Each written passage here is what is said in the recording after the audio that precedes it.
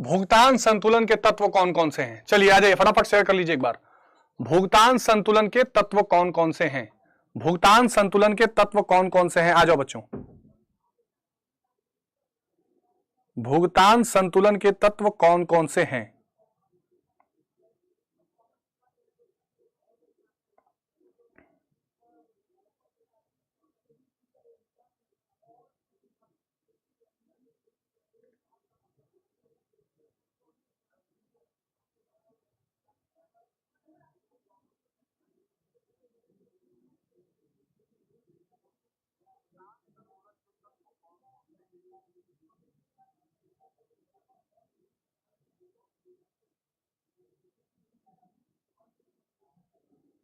चलिए देखिए, तो इसमें क्या होता है, भुगतान संतुलन के तत्व में पहला तत्व होता है दृश्य वस्तुएं।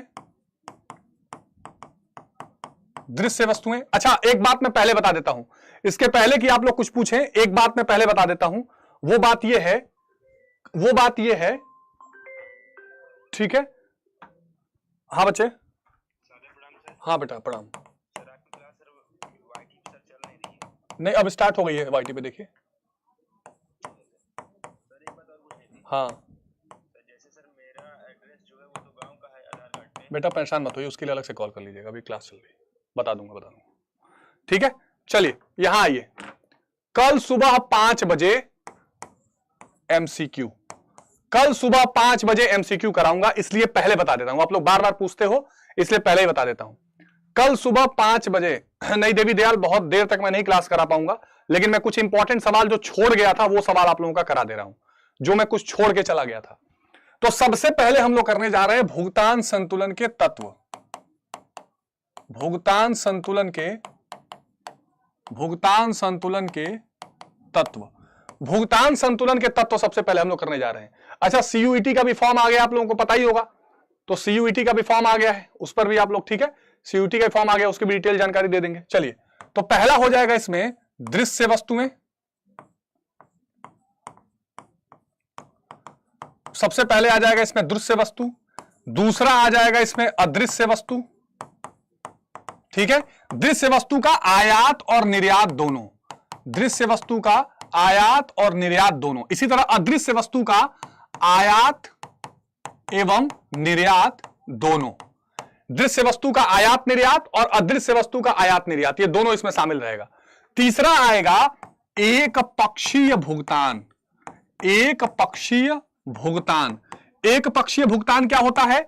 जिसके लिए बदले में कुछ देना ना पड़े, जिसके लिए बदले में कुछ देना ना पड़े। जैसे मान लीजिए हमने किसी को कोई गिफ्ट दे दिया, किसी ने हमको कोई गिफ्ट दे दिया, तबीयत बहुत अच्छी नहीं है लेकिन ठीक है पढ़ा रहा हूं, सर मैं तो मर जाऊंगी, सर हेल्प मी प्लीज, मैं ग्राफ वीडियो, काव्या कन्हैया काहे परेशान हो रही है, अभी ग्राफ करवा देते हैं, चिंता मत करो, ग्राफ तो मैंने सब करवाया है, एसी और एमसी का ग्राफ है ना, यही सब, पीपीसी का ग्राफ, कुल उपयोगिता सीमांत उपयोगिता का ग्राफ, और कौन सा ग्राफ है, उत्पादक संतुलन का ग्राफ, इसके पहले वाले में कराया था। काहे परेशान हो रही हो बेटा, ये मरने जीने की बात काहे करते हो तुम लोग, मरने जीने की बात काहे करते हो? देखो, मैं सीयूईटी का नोटिफिकेशन छोड़ के तुम्हें पढ़ाने आया हूं। इस समय कहीं भी देखोगे ना, सीयूईटी का नोटिफिकेशन बस बताया जा रहा है। मैंने कहा छोड़ो, मेरे बच्चे आ गए हैं, मैं उनको पढ़ाऊंगा, कल उनका एग्जाम है, तो तुम्हारे लिए मैं आया हूं। सुबह 5 बजे भी आऊंगा, तबियत खराब है इसलिए चिंता मत करिए। सीयूईटी का नोटिफिकेशन जो चल रहा है चलता रहेगा, पर तुम्हारों को मैं नहीं छोड़ूंगा, चिंता मत करो। तो दृश्य वस्तु का क्या होगा? दृश्य वस्तु का आयात निर्यात, अदृश्य वस्तु का आयात निर्यात, एक पक्षीय भुगतान, और चौथे नंबर पर क्या आएगा बच्चों? पूंजीगत अंतरण। पूंजीगत अंतरण है ना, पूंजीगत अंतरण में क्या आएगा? इसमें आएगा निवेश और ऋण। निवेश और ऋण इसमें आप लोगों को देखने को मिलेगा, निवेश और ऋण इसमें। हाँ, अभी लागत वाला करवा रहा हूं, दब्बू सहाय रुक जाइए, अभी लागत वाला करवा रहा हूं। ये 4 चीजें भुगतान संतुलन में आती हैं। अच्छा, अब भुगतान, इनका आयात निर्यात का जो भी लेखा जोखा होता है, माने इस पूरे इन चारों चीजों के लेन देन का जो भी लेखा जोखा होता है उसी को भुगतान संतुलन कहते हैं। इसी लेन देन का लेखा जोखा जो भी होता है, इसी लेन देन का जो भी लेखा जोखा होता है, इसे हम लोग क्या कहते हैं? भुगतान संतुलन कहते हैं। यानी एक देश का दुनिया के बाकी देशों से इन चार चीजों का जो लेन देन का लेखा जोखा होता है उसी को भुगतान संतुलन कहा जाता है। अच्छा, इसके अलावा एक चीज और ध्यान रखना बच्चों, व्यापार संतुलन। व्यापार संतुलन, देखो व्यापार संतुलन जो है यह भुगतान संतुलन का एक छोटा सा हिस्सा है। जो भुगतान संतुलन में ये जो दृश्य वस्तुओं का आयात निर्यात है ना, इसका जो अंतर होता है उसको हम लोग व्यापार संतुलन कहते हैं। तो ये ध्यान रखिएगा, दृश्य वस्तुओं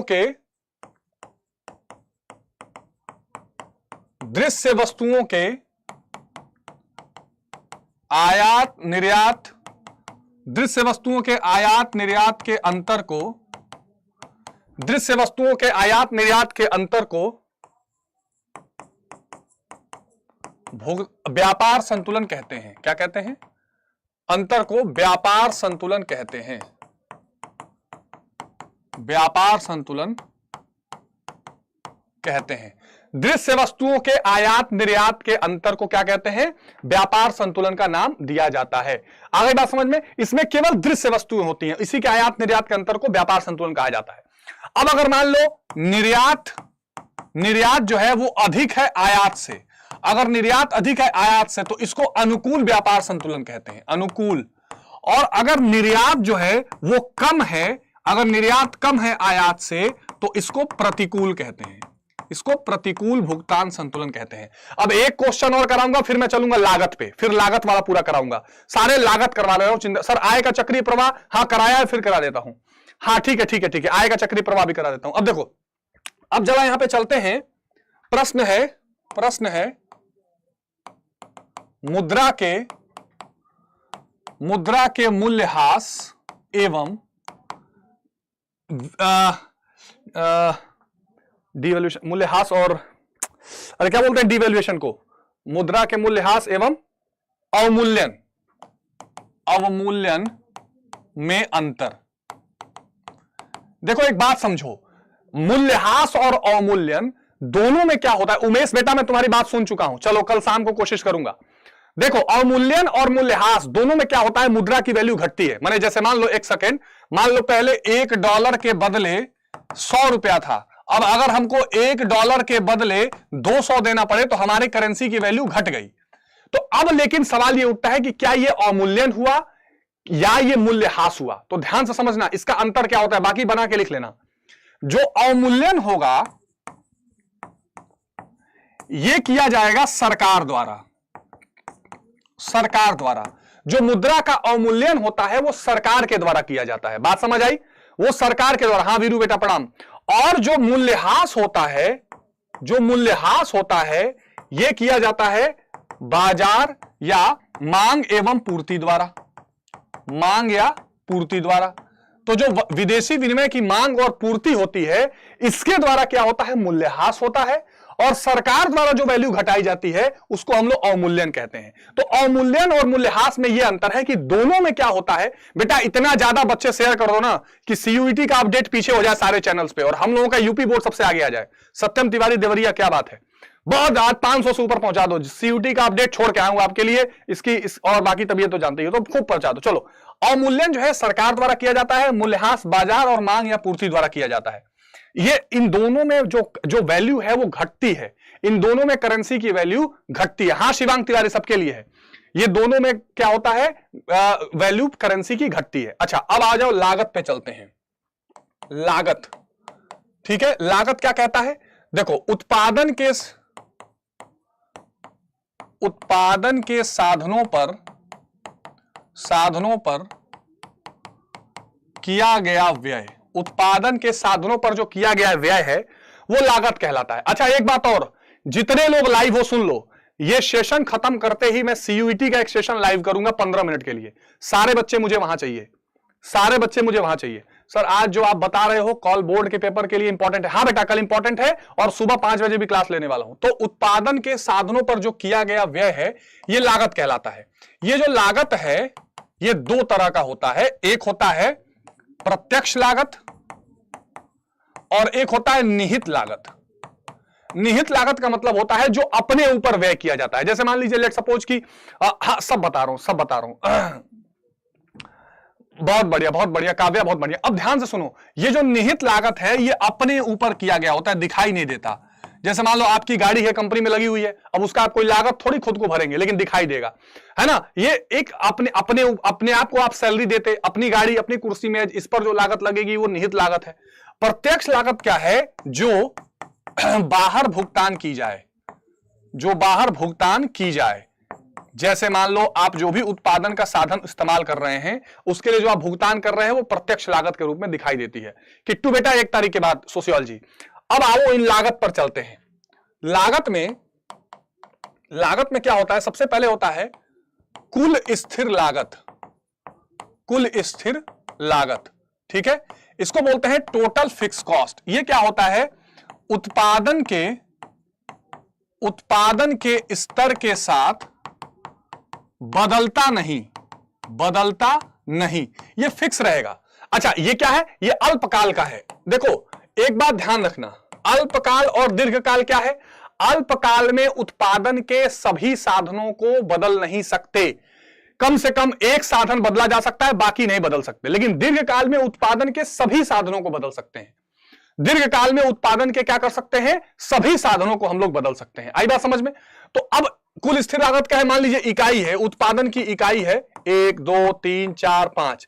यहां टोटल फिक्स कॉस्ट जो होगा 10 10 10 10 10 बना रहेगा, यानी ये बदल नहीं सकते, एक्स वाई, ठीक है। यहां इकाई जो है 1 2 3 4 5, और ये लागत अगर 10 है तो 1 पे भी 10, 2 पे भी 10, 3 पे भी 10, 4 पे भी 10, 5 पे भी 10, ये ऐसी बन जाएगी। टोटल फिक्स कॉस्ट जो है वो ऐसा बनता है। टोटल फिक्स कॉस्ट एक ऐसा लागत जो उत्पादन की इकाई के साथ परिवर्तित न हो, उसको हम लोग क्या बोलते हैं? उसको हम लोग कुल स्थिर लागत कहते हैं। उसको हम लोग क्या बोलते हैं? कुल स्थिर लागत कहते हैं। आगे बात समझ में? आगे बात समझ में? चलिए बढ़िया बढ़िया, आगे देखते हैं बच्चों, आगे देखते हैं। अच्छा, इसके अलावा दूसरे नंबर पे आएगी कुल परिवर्तनशील लागत। कुल परिवर्तनशील लागत ये क्या होती है? ये असल में जो आप उत्पादन के साधन जो बदल सकते हैं वो होती है। जिन उत्पादन के साधनों को आप परिवर्तित कर सकते हैं वो परिवर्तनशील लागत होती है, और ये उत्पादन की इकाई के साथ बढ़ती जाती है। स्थिर लागत क्या है? जैसे मान लीजिए कोई जमीन है, अब वो रातों रात तो बड़ी हो नहीं जाएगी, उसका किराया फिक्स है। टेलीफोन का जो फिक्स रेंट होता है वो तो फिक्स है ना। जैसे मान लीजिए लेट सपोज आपने कोई गार्ड रखा है कंपनी के सामने, कंपनी चले चाहे बंद है, वो गार्ड को तो सैलरी देनी पड़ेगी, वो स्थिर लागत है। लेकिन परिवर्तनशील लागत यह है कि जितना उत्पादन बढ़ेगा उतना ये घटती बढ़ती रहेगी। आगे बात समझ में? तो ये क्या होता है? कुल परिवर्तनशील लागत उत्पादन के साथ बढ़ेगी, ठीक है। और जो कुल उत्पादन में जो अंतर आता है वो परिवर्तनशील लागत की वजह से ही आता है, ठीक है। ये क्या होता है? कुल उत्पादन में जो अंतर होता है उसको हम टोटल वेरिएबल कॉस्ट, टीवीसी कहते हैं, ठीक है। ये क्या होता है? मान लो इकाई है, यहां पर इकाई है 1 2 3 4, तो ये टोटल वेरिएबल कॉस्ट भी बढ़ती जाएगी, 2 8 10 12 बढ़ती जाएगी। तो इसका जो शेप होता है वो ऐसे होता है, टीवीसी। ये उत्पादन की इकाई के साथ बढ़ती चली जाती है। पुनः उपाध्याय अभी बता रहा हूं, C = 50 प्लस 0.5 वाई। वाई की वैल्यू भी तो दी होगी, वाई की वैल्यू रख के कर दो। सादिक नाम, जिला देवरिया, बहुत बढ़िया, हम भी देवरिया के भाई, मैं अयोध्या से हूं। जय श्री राम, जय श्री राम। चलो बेटा, चलो फटाफट आ जाओ। तो ये क्या है? ये टोटल वेरिएबल कॉस्ट है। तीसरे नंबर पर आएगी बेटा कुल लागत। कुल लागत क्या होती है? Total fix cost plus total variable cost. Total fix cost plus total variable cost. Sir 29 को मेरा पॉलिटिक्स का पेपर है, बस एक क्लास ले लो प्लीज, हमारा लास्ट। कल शाम को सोफिया कल रात को मैं कोशिश करता हूं, कल रात को कोशिश करूंगा कि एक क्लास ले लूं। तबीयत बहुत खराब है बेटा अंदर से, पर आप लोगों के प्यार के वैसे आ रहा हूं। भावना बेटा, जिला गोपालगंज, बहुत बढ़िया। टीवीसी प्लस टीएफसी यानी स्थिर लागत प्लस कुल परिवर्तनशील लागत, इन दोनों को अगर हम जोड़ दें, स्थिर लागत और कुल परिवर्तनशील लागत, इन दोनों को अगर जोड़ दें तो यहां पर कुल लागत हो जाएगी, यानी टोटल कॉस्ट यहां पर निकल के आ जाएगी। आगे बात समझ में? यार अब तक तो 500 लाइव कर चुके होते, क्या कर रहे हो तुम लोग यार? कर क्या रहे हो? चलो अब ये कैसे होती है, देखो यहां पर ये भी कुल लागत भी जो होती है, चूंकि परिवर्तनशील लागत बढ़ रही होती है तो ये भी ऐसे बढ़ती हुई टोटल लागत, टीवीसी इसके नीचे रहेगी, ये टीवीसी होगा, कुल लागत इसके ऊपर हो जाएगी, और टोटल जो फिक्स कॉस्ट होगा वो तो सीधी रेखा, टोटल फिक्स कॉस्ट तो सीधी रेखा होती है। आगे बात समझ में, और ये इसके ऊपर से ये लो टीसी टीवीसी ऐसे निकल जाती है, यहां तक कोई दिक्कत नहीं है। तो अभी तक हमने क्या देखा, टोटल फिक्स कॉस्ट, इन दोनों इसको जोड़ दो टोटल वेरिएबल कॉस्ट तो बन जाएगी टोटल कॉस्ट, यहां तक तो कोई दिक्कत नहीं है, कुल लागत हो गई। अब इसके आगे चलते हैं, हाँ ये कॉमर्स वालों के लिए है, बिल्कुल है, आगे चलते हैं बेटा। अब आएगा औसत, तीनों का औसत, औसत स्थिर लागत, ठीक है, जिसको एवरेज फिक्स कॉस्ट कहते हैं। इसमें क्या होता है, टोटल फिक्स कॉस्ट को उत्पादन की इकाई से डिवाइड कर दो, है ना, कुल जो फिक्स कॉस्ट है, कुल स्थिर लागत को उत्पादन की इकाई से डिवाइड कर दो। तो मान लो लेट सपोज यहां पर इकाई है, इकाई 1 2 3 4, यहां टोटल फिक्स कॉस्ट है 10 10 10 10, और यहां पे एवरेज फिक्स कॉस्ट क्या हो जाएगी, 1/10 10, 2/10 5, 3/10 3.3, 4/10 2.5। ये जीरो कभी नहीं होगी क्योंकि कुल स्थिर लागत कभी शून्य नहीं होती है। कुल स्थिर लागत, देखो कुल स्थिर लागत ऐसा है जो शून्य इकाई पर भी कुछ ना कुछ लगता रहता है, शून्य उत्पादन स्तर पर भी कुछ ना कुछ लगता रहता है। अभी सब जवाब दूंगा, सारे सवालों का जवाब दूंगा, 2 मिनट रुक जाइए। अब इसका जो ग्राफ होता है वो ऐसे होता है, टोटल एवरेज फिक्स कॉस्ट का जो ग्राफ होता है वो नीचे की तरफ आता है, माने जैसे जैसे उत्पादन का स्तर बढ़ेगा, जो जो जो औसत स्थिर लागत है वो धीरे धीरे घटेगी, लेकिन कभी शून्य नहीं होगी। तो ये औसत स्थिर लागत है, एवरेज फिक्स कॉस्ट है। आगे बात समझ में, ये एवरेज फिक्स कॉस्ट कहलाती है, ठीक है, ये एवरेज फिक्स कॉस्ट कहलाती है, इसको आप लोग ध्यान रखिएगा। इसको हम लोग क्या नाम देते हैं, एवरेज फिक्स कॉस्ट का नाम इसको दिया जाता है, एवरेज फिक्स कॉस्ट का नाम इसको क्या करते हैं बच्चों, देते हैं। इसके बाद क्या आएगा, औसत परिवर्तनशील लागत, औसत परिवर्तनशील लागत, ठीक है, एवीसी, औसत परिवर्तनशील लागत। इसमें क्या होता है बच्चों, औसत परिवर्तनशील लागत में क्या होता है, टोटल वेरिएबल कॉस्ट, जो कुल परिवर्तनशील लागत है, इसको इकाई से डिवाइड कर दो।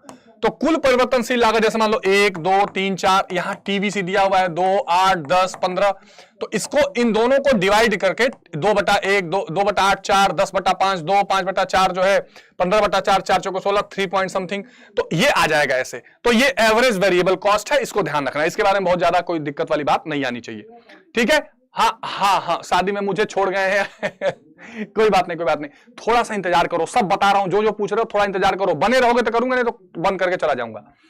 अब यहां पर इंपॉर्टेंट बात अब आती है, औसत लागत।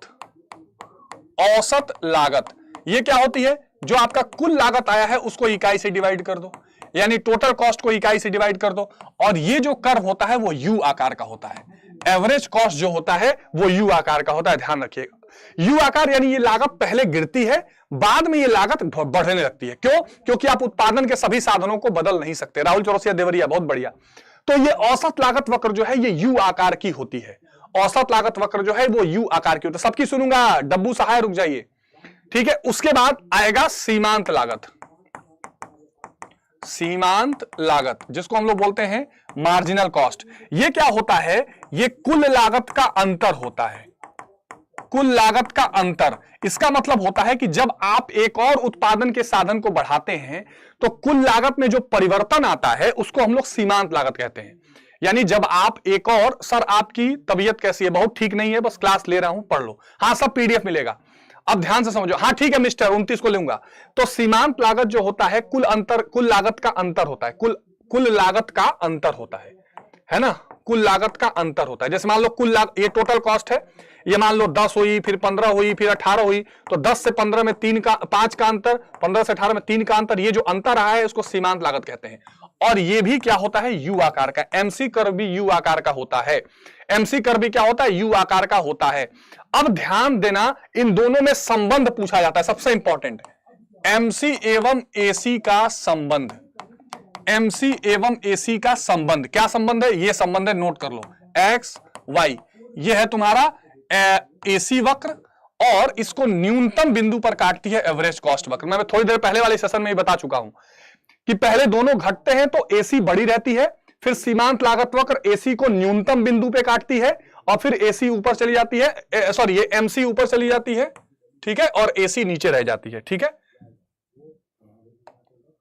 ये एमसी और ये एसी, ठीक है, ये एवरेज कॉस्ट और मार्जिनल कॉस्ट कर्व है, ठीक बात है। सर मुद्रा बैंकिंग वाला चैप्टर समझाया तो था, अभी फिर समझा रहा हूं। अब कुछ लोग पूछ रहे हैं सर बजट रेखा क्या होती है? बजट रेखा बता देता हूं। देखो बजट रेखा जो होती है, बजट रेखा सुबह वाली क्लास में केवल एमसीक्यू कराऊंगा, सुबह जो क्लास लूंगा वो केवल एमसीक्यू कराऊंगा। हाँ, सीमांत उत्पादन वक्र, सीमांत उत्पादन नहीं, उत्पादन संभावना वक्र, सीमांत उत्पादन, अच्छा सीमांत उत्पादन, रुक जाओ। हाँ, तो बजट रेखा को हम लोग कीमत रेखा भी कहते हैं, कीमत रेखा। इसमें क्या होती है, देखो ये सीधी एक रेखा बनाई जाती है, मान लो वस्तु ए और वस्तु बी में, यानी यह रेखा दर्शाती है कि व्यक्ति दिए गए आय से दो वस्तुओं के कितनी मात्रा खरीद सकता है, दो वस्तुओं की कितनी मात्रा खरीद सकता है। और ध्यान रखना, जब आय बढ़ती है तो बजट रेखा भी आगे की तरफ बढ़ जाती है, जब आय बढ़ती है तो बजट रेखा। हाँ, ग्राफ को पेंसिल से बनाना, ग्राफ को पेंसिल से साफ सुथरा बनाना, और y और x लिखना मत भूलना, और किस एंगल पर क्या ले रहे हो ये भी लिख लेना। मॉर्निंग में 5 बजे आ जाना, 1 घंटा पढ़ के पेपर देने चले जाना, सारे एमसीक्यूज उसी में करा दूंगा। सर ग्राफ कैसे बनाना है? पेंसिल से बेटा, पेंसिल से, चलिए पेंसिल से। अब ध्यान से सुनो, तो ये क्या है? बजट रेखा हो गई। अब जरा एक चीज मैं आप लोगों को बता देता हूं,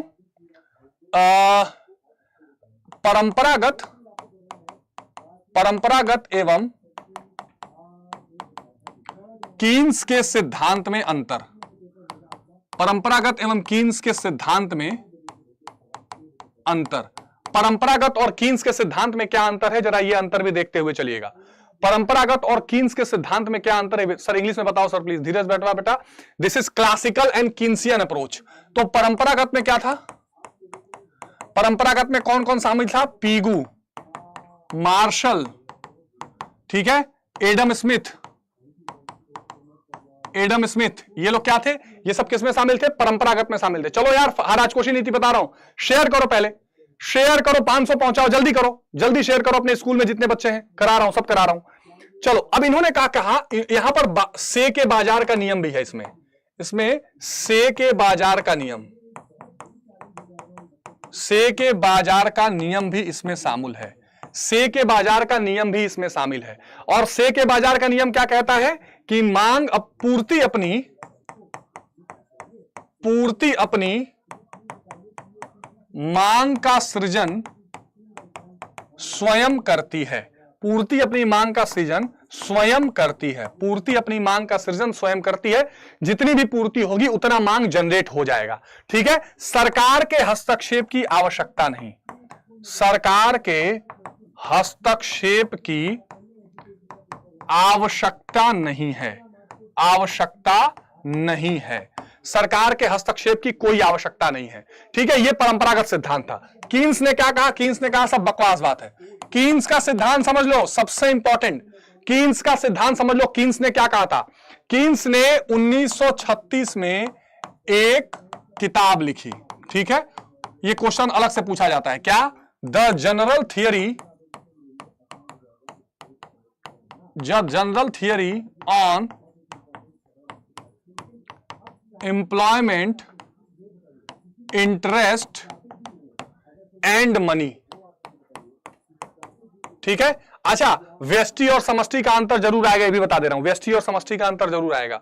कीन्स ने किताब लिखी बेटा, इन्होंने कहा पूर्ति अपनी मांग का सृजन स्वयं नहीं करती, पूर्ति अपनी मांग का सृजन स्वयं नहीं करती, नंबर 1 की बात। नंबर 2 की बात, सरकारी हस्तक्षेप आवश्यक, सरकारी हस्तक्षेप जो है वो आवश्यक है, ठीक है, ताकि मंदी आए तो उसे बचाया जा सके। अच्छा, मंदी का काल क्या रहा?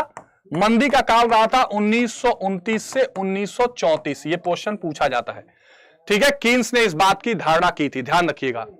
अगला प्रश्न है ऐच्छिक एवं अनैच्छिक बेरोजगारी। अभी ग्राफ फिर करवाऊंगा, ऐच्छिक एवं अनैच्छिक बेरोजगारी, ऐच्छिक एवं अनैच्छिक बेरोजगारी। ठीक है, ऐच्छिक बेरोजगारी का मतलब क्या है? ऐच्छिक बेरोजगारी का मतलब है दिए हुए मजदूरी दर पर काम न करना। माने आपको कोई दिया हुआ मजदूरी दर है और उस पर काम करने को मिल रहा है। बेटा न्यूमेरिकल नेशनल इनकम वगैरह के बहुत ज्यादा नहीं होंगे, गुणक वाले थोड़ा भी करा देता हूं, रुक जाओ। तो दिए हुए मजदूरी दर पर जब आप काम करने के इच्छुक नहीं होते हैं तो उसको कहते हैं ऐच्छिक बेरोजगारी। अच्छा, अनैच्छिक क्या होता है? अनैच्छिक क्या होता है? जब व्यक्ति दिए हुए मजदूरी दर पर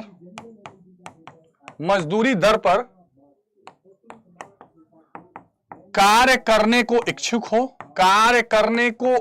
हो किंतु रोजगार न मिले। ठीक है, जब व्यक्ति दिए हुए मजदूरी दर पर काम करने को इच्छुक हो किंतु रोजगार उसको न मिले, उसको हम लोग अनैच्छिक बेरोजगारी कहते हैं। अच्छा, ये बात आ गई। अब इस पर जरा आ जाइए बजट पर। ठीक है, बजट पर तो सरकार के अनुमानित आय एवं व्यय के विवरण को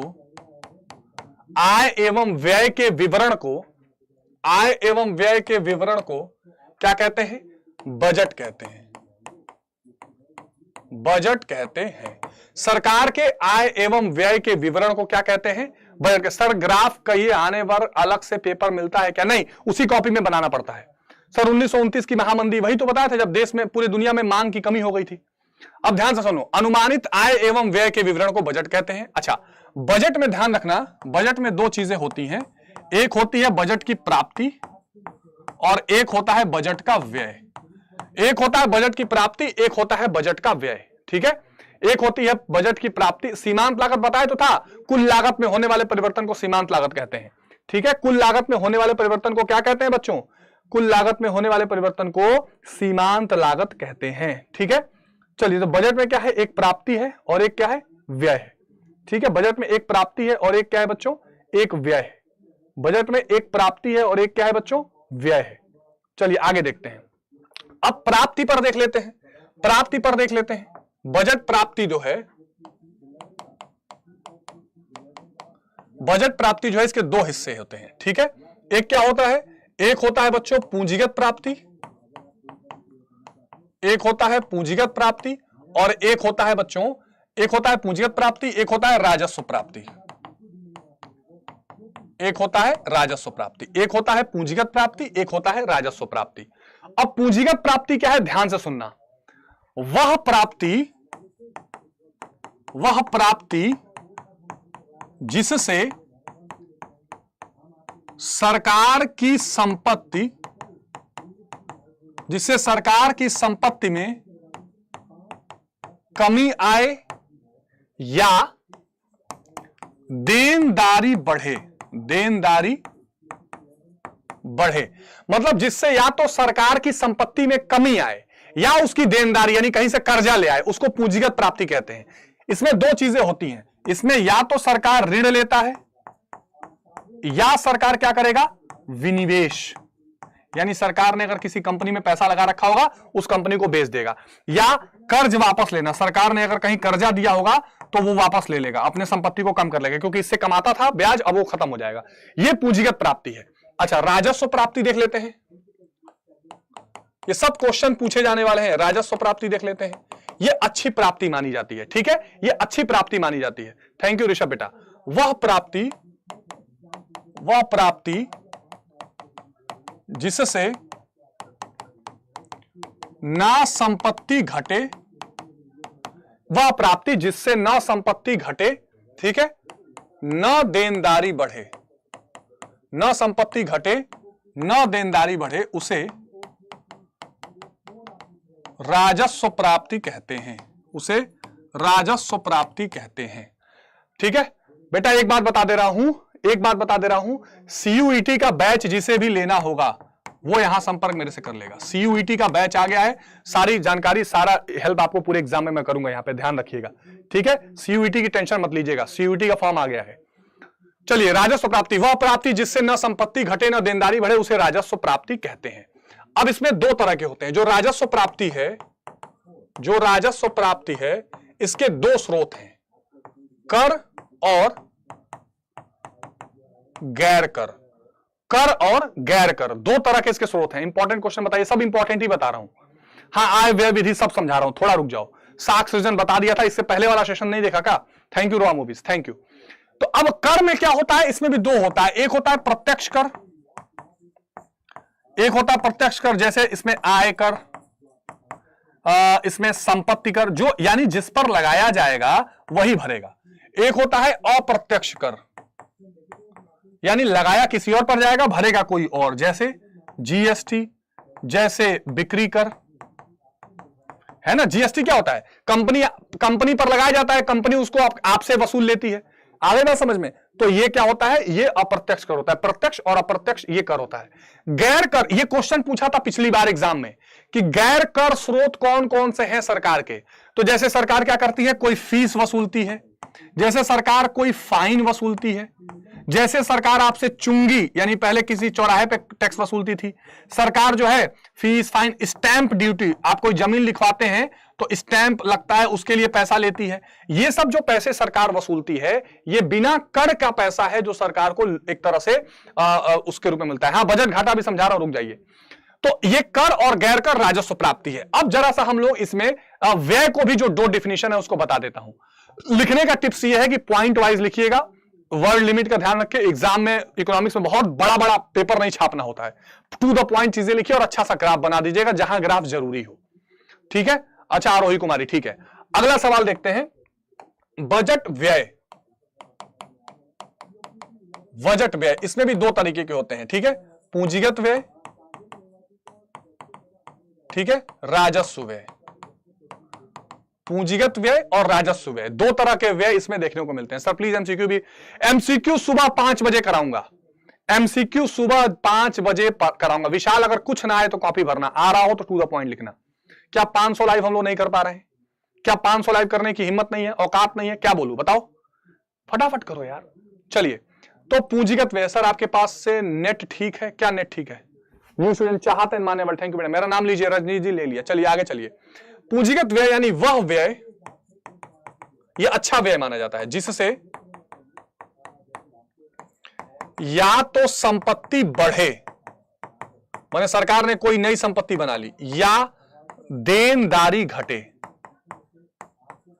या तो संपत्ति बढ़े या देनदारी घटे, इसे हम लोग पूंजीगत व्यय कहते हैं। जैसे मान लो सरकार ने सड़क बनाया, सरकार ने कोई उद्योग लगाया, है ना, और देनदारी घटे यानी सरकार ने मान लो अपना ऋण वापस कर दिया, कर्जा कहीं से लिया था वो ऋण वापस कर दिया तो देनदारी घट गई, यानी ये अच्छा खर्चा माना जाता है। ठीक बात है, ठीक, हाँ, थैंक यू बच्चों। और राजस्व व्यय क्या होता है? न देनदारी घटे, फालतू का खर्चा, न देनदारी घटे न संपत्ति बढ़े। जैसे मान लो ऑफिस पे खर्चा हो रहा है, पेंशन पे खर्चा हो रहा है, वेतन पे खर्चा हो रहा है, माने डे टू डे खर्चे हैं। इसको हम लोग, कुशीनगर से क्या बात है सर, रिया का नाम ले लो, ले लिया भाई, रिया का नाम ले लिया, चलो रिया जी कैसी हैं। तो राजस्व व्यय, पूंजीगत व्यय, ये जो है बजट व्यय के रूप में ध्यान रखिएगा, ठीक बात है। अब जरा सा बजट घाटा देख लो। बजट घाटा खत्म ही कर दो इसको। बजट घाटा, इसका मतलब क्या होता है? सीधे सीधे होता है कि व्यय और प्राप्ति का अंतर, ठीक है। यानी व्यय में से प्राप्ति को माइनस कर लोगे तो क्या हो जाएगा? बजट घाटा हो जाएगा। जब व्यय प्राप्ति से ज्यादा हो जाए तो घाटा है। लेकिन इसमें कुछ इसके तरीके हैं, कुछ इसके प्रकार हैं। सबसे पहला प्रकार होता है राजकोषीय घाटा। ध्यान से देखकर चलो, एक एक करके सारे पॉइंट्स टच करता हुआ चलूंगा। राजकोषीय घाटा, राजकोषीय घाटा क्या होता है? इसमें ले लो कुल व्यय, कुल व्यय ले लो, माइनस कर लो कुल प्राप्ति, माइनस कर लो कुल प्राप्ति। लेकिन इस कुल प्राप्ति में, कुल प्राप्ति मतलब पूंजीगत, अच्छा कुल व्यय का मतलब क्या हो गया? राजस्व व्यय और प्लस पूंजीगत व्यय, ये तो सारा व्यय ले लो। कुल प्राप्ति में सारा का सारा राजस्व प्राप्ति ले लो, ठीक है, राजस्व प्राप्ति प्लस गैर ऋण, ऋण वाले को छोड़कर पूंजीगत प्राप्ति भी ले लो। ऋण इसमें नहीं लिया जाता है ना। तो ये कुल प्राप्ति जो है ऋण रहित, जो ऋण मिला है सरकार को, इसको छोड़ के जो बाकी के प्राप्तियां हैं वो ले लिया जाता है। तो यहां से राजकोषीय घाटा निकल जाता है। इसके अलावा दूसरे नंबर का होता है राजस्व घाटा। राजस्व घाटा, इसमें क्या होता है, केवल राजस्व व्यय और राजस्व प्राप्ति का अंतर देखा जाता है। नहीं, डरने उड़ने की कोई दिक्कत नहीं है, सबको आशीर्वाद है मेरा, टेंशन मत लीजिए, ठीक है। इसमें क्या होता है, राजस्व व्यय माइनस राजस्व प्राप्ति। राजस्व व्यय में से जब राजस्व प्राप्ति को माइनस करते हैं तो यहां पर राजस्व घाटा निकलता है, ठीक है। सर सीमांतता क्या होता है बेटा? सीमांत का मतलब बताया तो था, वन एक्स्ट्रा, एडिशनल जहां पर बात आती है, जहां पर एडिशनल की बात आती है, बात समझ आई? तो यहां पर क्या हो जाएगा, राजस्व व्यय माइनस राजस्व प्राप्ति, इसको हम राजकोषीय, इसको राजस्व घाटा कहते हैं। और लास्ट में जो बहुत इंपॉर्टेंट है वो क्या है बेटा? वो है प्राथमिक घाटा। प्राथमिक घाटा, इसमें क्या होता है, जो राजकोषीय घाटा आपने निकाला है, इस राजकोषीय घाटा में से ब्याज का भुगतान जो हुआ है, इस ब्याज के भुगतान को माइनस कर दो, है ना।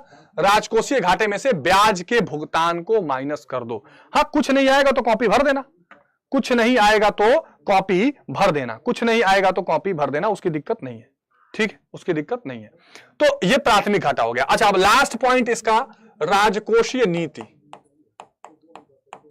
राजकोषीय नीति, राजकोषीय नीति क्या होती है? सरकार के बजट संबंधी नीति को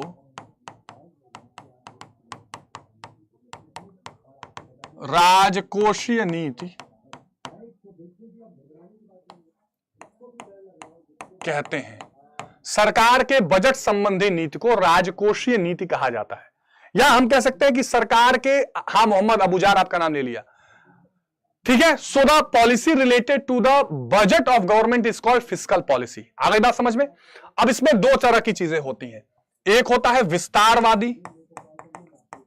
विस्तारवादी ये कब किया जाएगा? जब मंदी चल रही होगी। सरकार, दुनिया, अगर मान लो पूरी अर्थव्यवस्था में कोई कुछ डिमांड ही नहीं कर रहा है, पूरी अर्थव्यवस्था में कहीं पर डिमांड हो ही नहीं रही है ना, अगर ये कंडीशन चल रही होगी, ठीक है, अगर ये कंडीशन चल रही होगी कि पूरी अर्थव्यवस्था में कहीं कोई डिमांड ही नहीं कर रहा है, तो फिर उस केस में क्या होगा प्यारे बच्चों?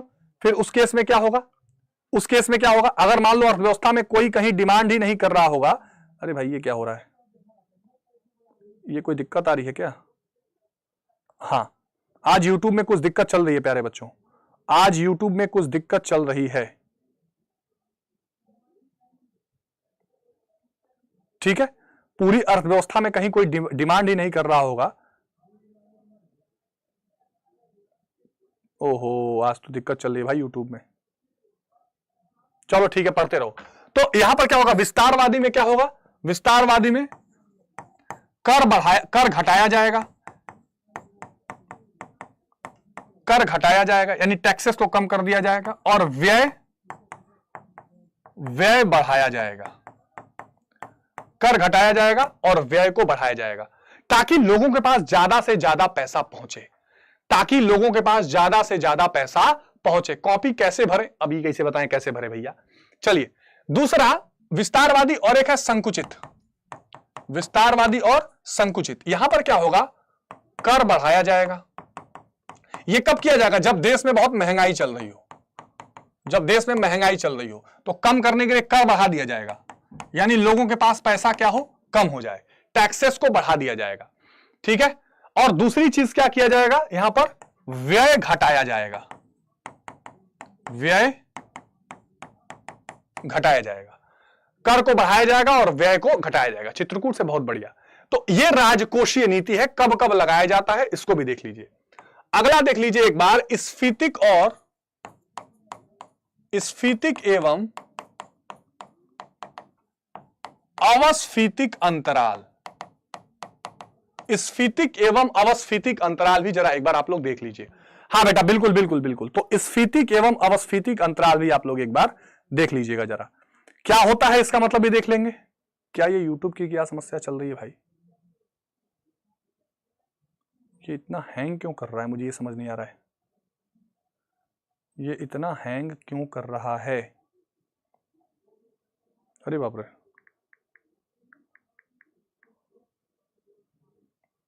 सर मैसेज की कीमत लोच, मांग की कीमत लोच करवा देता हूं। करवाया तो है बेटा, पहले भी करवाया है। चलिए चलिए। हो ठीक है ठीक है, चलो अब यहां ध्यान से सुनो। क्या होता है जब एग्रीगेट डिमांड, जब समग्र मांग जिसको कहते हैं, जब समग्र मांग समग्र पूर्ति से अधिक हो, जब समग्र मांग क्या हो, समग्र पूर्ति से अधिक हो जाए। ठीक है, जैसे मान लीजिए x y, ये समग्र पूर्ति है, एग्रीगेट सप्लाई, और ये समग्र मांग है। अब समग्र मांग इससे और मतलब क्या हो जाए कि जो संतुलित बिंदु था वहां से अधिक हो जाए, यानी समग्र मांग जब अधिक हो जाए, बढ़ जाए, समग्र मांग में बढ़ोतरी हो जाए। हाँ थोड़ी चलिए, तो अब ये क्या हो जाएगा जरा देखना, ये यहां से बढ़कर ऊपर चला जाएगा, और अब नया, पहले यहां पर एक बिंदु था, अब ये नया संतुलित बिंदु यहां हो गया, Q से Q1 हो गया। ठीक है, Q से Q1 हो गया। तो ये जो आप गैप देख रहे हैं, ये जो आप गैप देख रहे हैं, इसको बोलते हैं स्फीतिक अंतराल। स्फीतिक अंतराल अंग्रेजी में कहते हैं इन्फ्लेशनरी गैप। क्या बोलते हैं? इन्फ्लेशनरी गैप बोलते हैं। यानी जब यहां पर क्या हो जाएगा, मांग बहुत ज्यादा हो गई है, महंगाई हो गई है, इसको ठीक करने के लिए क्या किया जाएगा, आपको बता चुका हूं। इसको ठीक करने के लिए संकुचित राजकोषीय एवं मौद्रिक नीति, यानी कैसे भी मुद्रा की पूर्ति को कम किया जाए, संकुचित राजकोषीय एवं मौद्रिक नीति यहां पर लगाई जाएगी। हाँ सैमसंग ही है, संतोष यादव। हाँ संतोष यादव जी, चलिए ठीक है। एक बार 500 लाइव तुम लोग करते थे तो मजा आ जाता यार। 470-80 पे घूम रहे हो, 500 करो जल्दी। सर मांग की लोच के बारे में मांग की लोच के बारे में इसके पहले वाले सेशन में ही बताया था बेटा, इसके पहले वाले सेशन में बताया था। हाँ चलिए, तो ये स्फीतिक है। जरा अवस्थितिक अंतराल देख लीजिए, जिसको डिफ्लेशनरी गैप कहते हैं। अवस्थितिक अंतराल, यहां क्या होता है, ये x है, ये y है, ये समग्र पूर्ति है, ये समग्र मांग है, एग्रीगेट डिमांड है। ठीक है, अब क्या होता है, ये पहले यहां पर संतुलन बिंदु बना हुआ था। अब अगर मान लीजिए ये एग्रीगेट डिमांड कम हो जाती है, ठीक है, और ये क्या करती है, समग्र पूर्ति को यहां पे अब काट रही है ना, तो यहां पर एक बन जाएगा। तो ये जो आपको अंतर दिखाई दिया, ये हो गया अवस्थितिक अंतराल।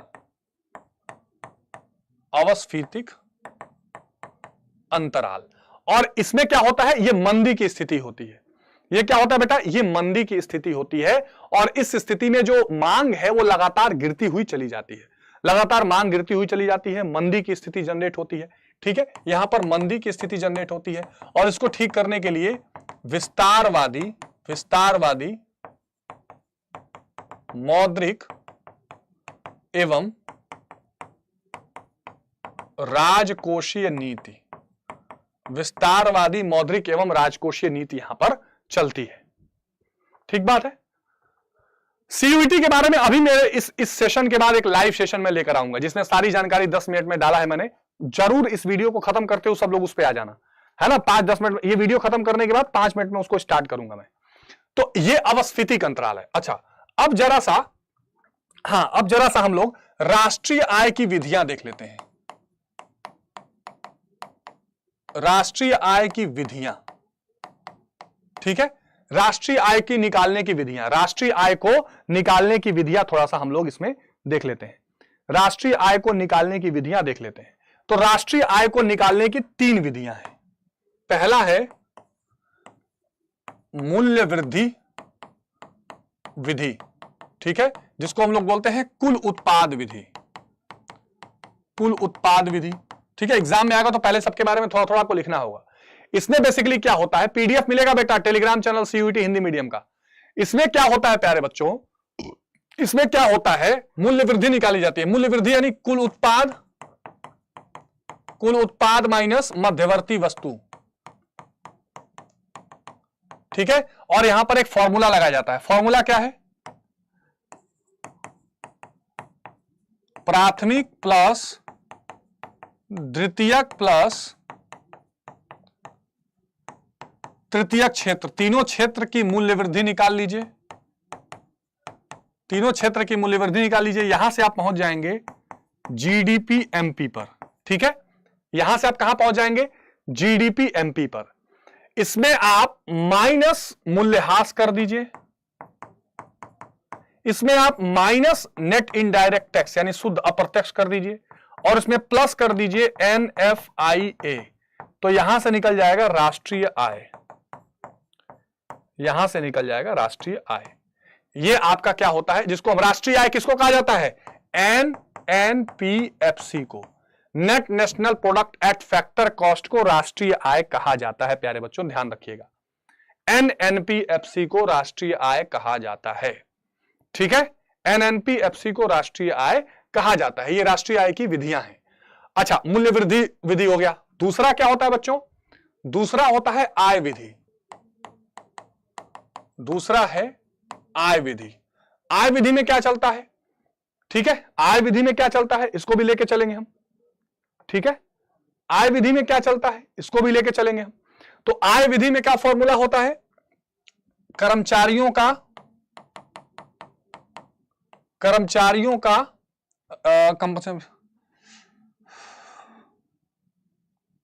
भुगतान। ठीक है, इसका एक शब्द है जो दिमाग में नहीं आ रहा है, कंपनसेशन ऑफ एम्प्लॉइज होता है। ठीक है, चलिए दूसरा प्लस संचालन अधिशेष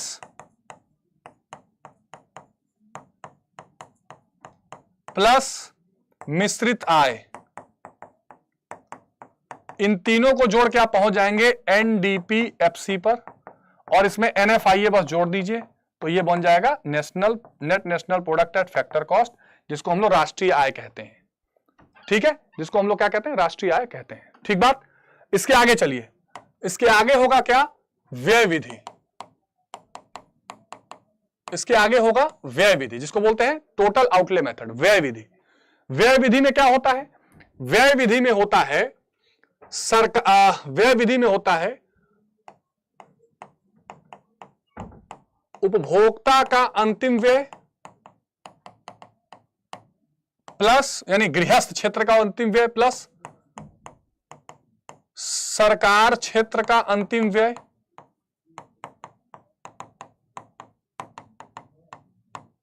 प्लस उपभोक्ता के अंतिम व्यय, सरकार क्षेत्र का अंतिम व्यय, निवेश व्यय प्लस शुद्ध निर्यात। इसको बोलते हैं GDP MP minus net indirect tax minus मूल्यह्रास प्लस NFIA। ये जोड़ दोगे तो राष्ट्रीय आय निकल जाएगा। और ध्यान रखना, शुद्ध निर्यात मतलब होता है X माइनस M, निर्यात माइनस आयात, निर्यात माइनस आयात। ठीक है, ठीक है। जिसको भी PDF चाहिए वो CUET हिंदी मीडियम का टेलीग्राम है, CUET हिंदी मीडियम, जिस नाम से ये चैनल है इसी नाम से टेलीग्राम है, उसको ज्वाइन कर लो। अभी PDF क्लास के बाद डाल दूंगा, इसके पहले वाले भी डाल दूंगा। ठीक है, चलिए अब इसके आगे देखते हैं। इसके आगे हम लोग देखते हैं जरा सा आगम या संप्राप्ति। आगम या संप्राप्ति को देख लेते हैं। ठीक है सर, प्लीज सर बताइए सर PDF कैसे मिलेगा? बेटा बता तो दिया, CUET हिंदी मीडियम के टेलीग्राम पर मिल जाएगा, CUET हिंदी मीडियम के टेलीग्राम पे मिल जाएगा। हाँ बेटा बिल्कुल बिल्कुल बिल्कुल, CUET हिंदी मीडियम के टेलीग्राम पे मिल जाएगा, CUET हिंदी मीडियम के टेलीग्राम पे मिल जाएगा। ठीक है, चलिए चलिए चलिए चलिए फटाफट फटाफट फटाफट। हाँ बच्चों, हाँ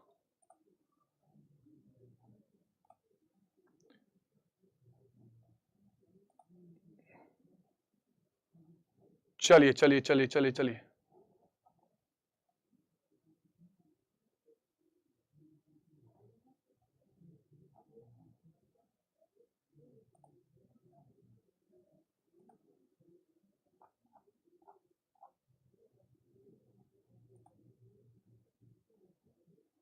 हाँ हाँ, आ जाइए, आ जाइए, फटाफट आ जाइए, आ जाइए, फटाफट आ जाइए।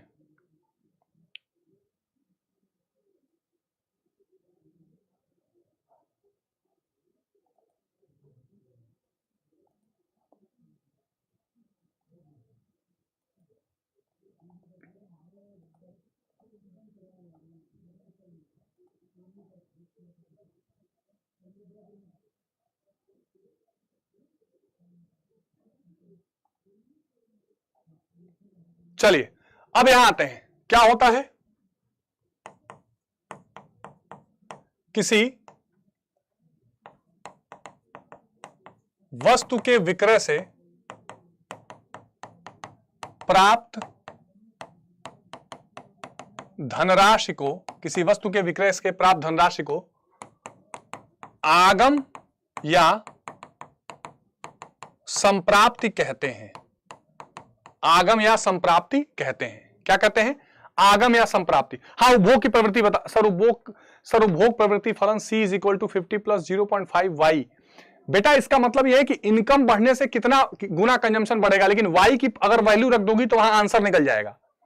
सर भू राजस्व या माल गुजारे की परिभाषा, भू राजस्व है जो किसानों को जमीनों पर जो है अपना एक तरह का टैक्स देना पड़ता है। उच्चतम कीमत होती है जिससे बाहर कोई न बेच सके, जिससे ऊपर की राशि पर कोई चीज ना बेच सके, और न्यूनतम कीमत होती है कि उससे नीचे की कीमत पर कोई ना बेच सके। ठीक है, तो ये न्यूनतम कीमत जो है एक तरह का आश्वासन दिया जाता है कि इससे नीचे पर कोई नहीं बेच पाएगा। आ गई बात समझ में? अब चलिए, अब ध्यान से जरा देखिए यहां पर मेरी बात को। किसी वस्तु के विक्रय से प्राप्त धनराशि को आगम कहते हैं। ये टोटल रेवेन्यू निकलता कैसे है? प्राइस इंटू क्वांटिटी, कितनी कीमत है और कितना मात्रा बेचा जा रहा है वहां से ये निकलता है। प्राइस इंटू क्वांटिटी से निकलता है। ठीक है, और इसके अलावा एक एवरेज रेवेन्यू यानी औसत आगम भी होता है। औसत आगम, औसत आगम जो होता है वो क्या होता है? टोटल रेवेन्यू अपॉन क्वांटिटी, है ना, कि जितना टोटल आपने बेचा है उसको आप क्या करिए, उसको आप क्वांटिटी से डिवाइड कर दीजिए। बेटा जीएसटी एक अप्रत्यक्ष कर है, गुड्स एंड सर्विसेज टैक्स एक अप्रत्यक्ष कर है, जो ये बताता है आपको, ये अप्रत्यक्ष कर ये बताता है कि आप क्या करेंगे बेटा, आप लगाया किसी और पर जाएगा और उसको भरेगा कोई और। ये अप्रत्यक्ष कर के रूप में होता है। और एक होता है बेटा एमआर यानी कि सीमांत आगम। सीमांत आगम ये क्या होता है? टोटल रेवेन्यू का अंतर, है ना, टोटल रेवेन्यू का अंतर होता है, यानी कि जो टोटल रेवेन्यू कुल आगम में जो अंतर आपको दिखाई पड़ेगा उसको सीमांत आगम कहा जाएगा। ठीक है, एक बात और ध्यान रखिएगा, जो विमुद्रीकरण हुआ था, ये क्वेश्चन आएगा, आ सकता है, विमुद्रीकरण जिसको डीमोनेटाइजेशन कहा था, ये 2016 में हुआ था और 500 और 1000 के नोट बंद किए गए थे। विमुद्रीकरण 2016 में हुआ, 500 और 1000 के नोट बंद किए गए थे। आ गई बात समझ में? आ गई बात समझ में? ठीक है,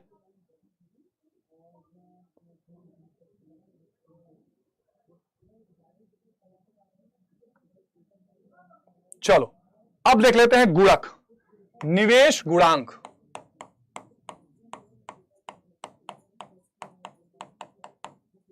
निवेश गुणांक, निवेश गुणांक क्या बताता है बच्चों?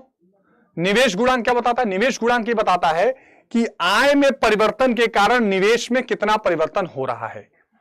आय में परिवर्तन के कारण निवेश में कितना परिवर्तन हो रहा है।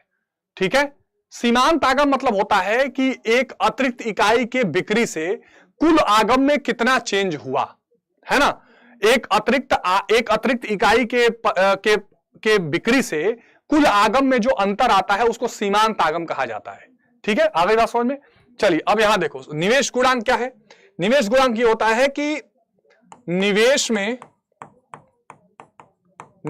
परिवर्तन से आय में होने वाला परिवर्तन, निवेश में परिवर्तन से आय में होने वाला परिवर्तन, इसको निवेश गुणांक कहते हैं। K इज इक्वल टू क्या होता है? Delta Y upon delta I, यानी आय में परिवर्तन, आय में परिवर्तन, और इसको क्या होता है? निवेश में परिवर्तन।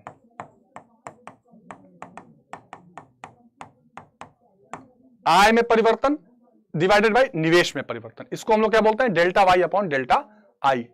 सुबह क्लास 5 बजे, सुबह क्लास 5 बजे होगी और उसमें एमसीक्यू कराऊंगा, केवल एमसीक्यू, और उसमें सारा एमसीक्यू से पूरा भी। बता मुद्रा वाला कराया तो था, मुद्रा वाला और कराया था, मुद्रा की आपूर्ति कराया था, रुक जाओ अभी मुद्रा। अच्छा एक बात सबको बता दे रहा हूं, ये क्लास जैसे ही खत्म करूंगा 5 मिनट में एक मैं लाइव आऊंगा, सीयूईटी का जो आज फॉर्म आया है 5 मिनट में उसका सारा अपडेट तुम लोग सुन लेना, फिर चले जाना, ठीक है। चलिए तो अब यह क्या होता है, डेल्टा वाई। अच्छा इसका एक फॉर्मूला होता है k is equal to 1/1 minus MPC, यानी अच्छा एक फॉर्म मैं आपको एक बता देता हूं, जैसे मान लो एमपीसी की वैल्यू 0.8 है, एमपीसी की वैल्यू मान लो 0.8 है, तो ये निवेश गुणांक कैसे निकलेगा, 1/1 माइनस 0.8, तो एक में से 0.8 माइनस करोगे तो 0.2 हो जाएगा, एक से डिवाइड करोगे तो 5 आ जाएगा। और वैसे आय में परिवर्तन को निवेश में परिवर्तन से भाग कर दोगे तो निवेश गुणांक यहां पर निकल जाएगा, ठीक है। अच्छा अब एक चीज और ध्यान रखो, 4 चीजें आपको ध्यान रखनी है, एपीसी, एपीएस, एमपीसी, एमपीएस। देखो एपीसी को बोलते हैं औसत उपभोग की प्रवृत्ति,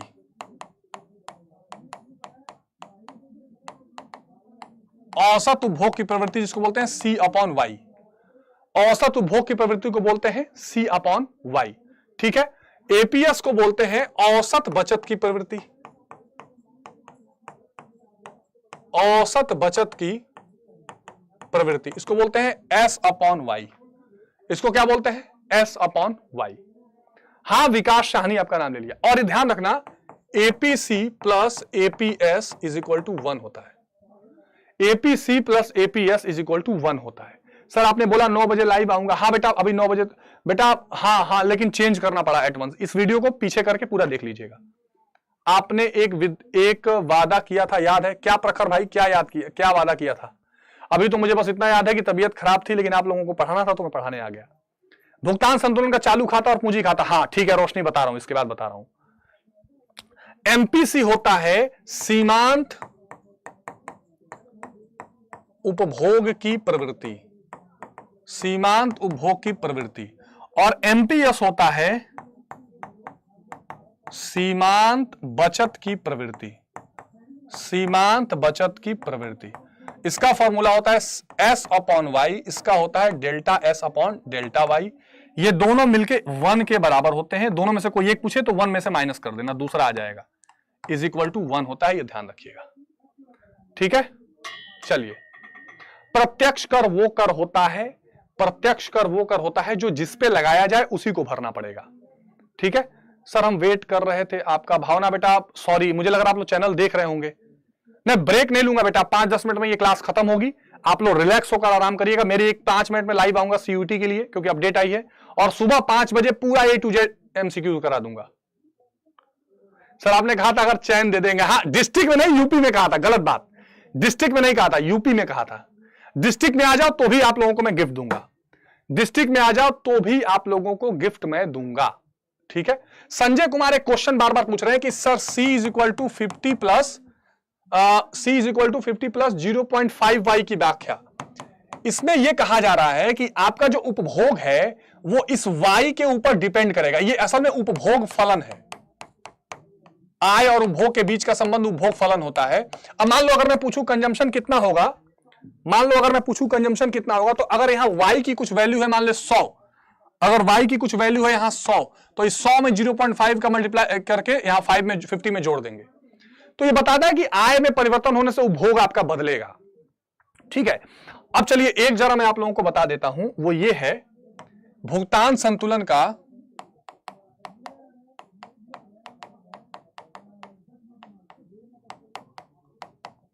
चालू तथा पूंजी खाता। भुगतान संतुलन का चालू तथा पूंजी खाता, अब देखो बहुत आसान है ये। इसमें क्या करना है, भारत में अर्थशास्त्र के जनक तो चाणक्य को माना जाता है, ठीक है। चलिए अब देखो भुगतान संतुलन में 4 चीजें थी, मैंने बताया था। एक थी दृश्य वस्तुएं, दृश्य मदें, एक थी अदृश्य मदें, एक था एक पक्षीय भुगतान,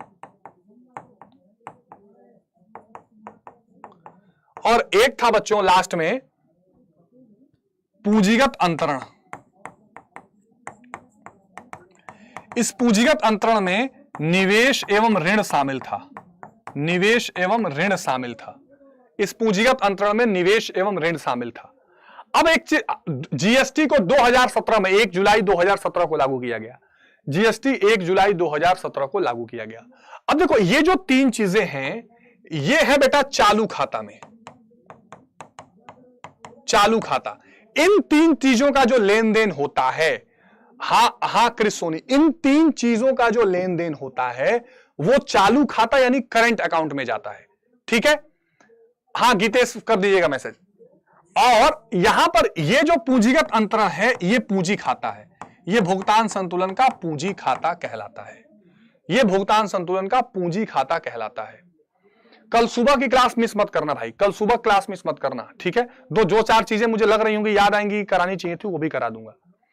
अब यहां देखो ये चालू, अच्छा अब क्या होगा, अब अगर इन तीनों चीजों का आयात अधिक हो, निर्यात अधिक होगा तो ये चालू खाते का फायदा होगा, और इन तीनों चीजों में अगर भुगतान अधिक होगा और हमको प्राप्ति कम हो रही होगी तो ये चालू खाते का घाटा कहलाता है। भुगतान संतुलन होता कैसा है, इसका खाता कैसा होता है, क्रेडिट, जो भी पैसा आता है बाहर से वो बाईं तरफ लिखा जाता है, बाईं ओर, और जो भी खाता बाहर जाता है वो दाईं ओर लिखा जाता है।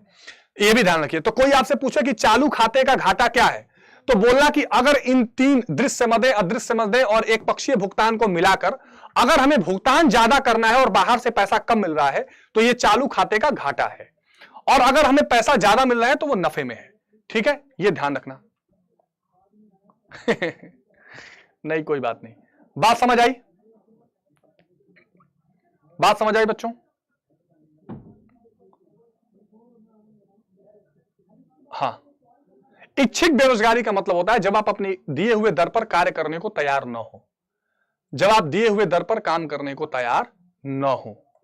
ठीक है,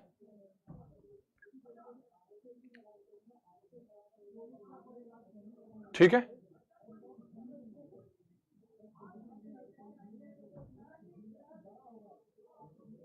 ठीक है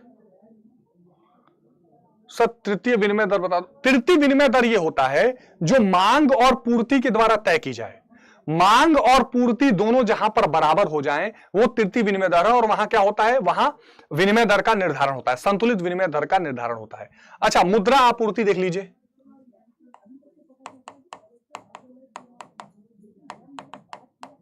भारत में मुद्रा आपूर्ति का मापन,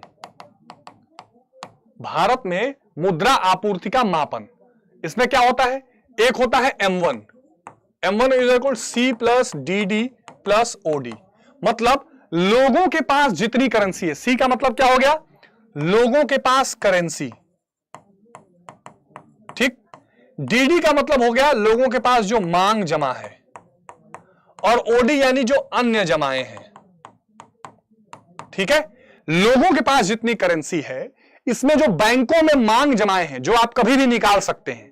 ठीक है सर, प्लीज इंग्लिश में बताओ। धीरज बेटा देखो, ये सी यानी करेंसी, डिमांड डिपॉजिट और अदर डिपॉजिट, अन्य जमाएं, ये M1 हो गया। फिर M2 में ये कहा गया कि भाई इतना ही पैसा नहीं रहता है, कुछ पैसा लोग डाकघर या पोस्ट ऑफिस में भी रखते हैं, तो उसको कहा गया कि आप M1 में जो डाकघर यानी पोस्ट ऑफिस की मांग जमा है उसको ले लीजिए, डाकघर की मांग जमा को ले लीजिए। इन दोनों को बोला गया नैरो मनी यानी संकुचित मुद्रा,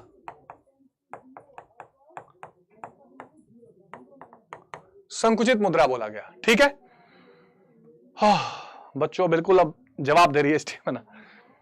समष्टि अर्थशास्त्र वो होती है जहां पर व्यापक या समग्र आर्थिक क्रियाओं का अध्ययन किया जाता है, उसको समष्टि अर्थशास्त्र कहते हैं।